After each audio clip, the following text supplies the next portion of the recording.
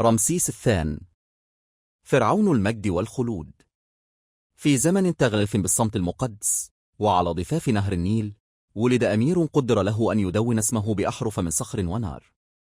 كان اسمه رمسيس الثاني، ذاك الذي سيعرف لاحقا ملك الملوك وسيد الزمان. اعتلى العرش في مقتبل العمر، لكنه حمل على كتفيه إرثا ثقيلا، إرث مصر التي لا تنحني.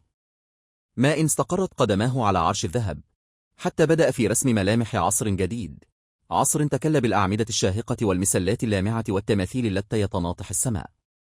جعل من المعابد قصورا للآلهة، ومن الطرقات ممرات تحكي مجده.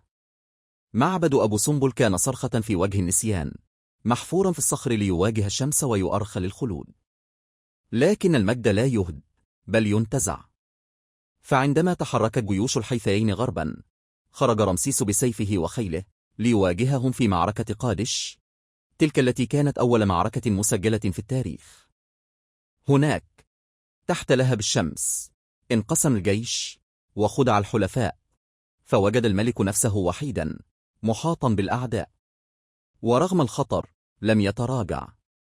صاح بجنوده، اقتحم صفوف، وأجبر التاريخ على أن ينحني أمام شجاعته.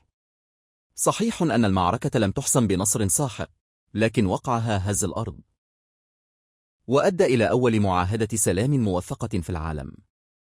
في زمنه لم تكن مصر مجرد دولة، بل حضارة تمشي على قدمين.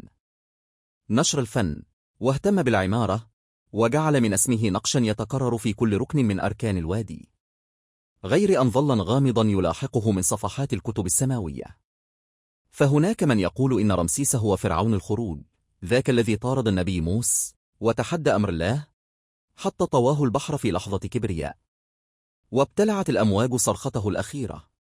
سواء كان هو أم لا، فالحقيقة أن رمسيس لم يمت، بل اختار أن ينام في تابوت من الذهب محاطا بالأسرار، حتى استيقظت مومياؤه في المتحف لتذكرنا أن التاريخ لا يمح، بل يخلد من عاشه بعظمة.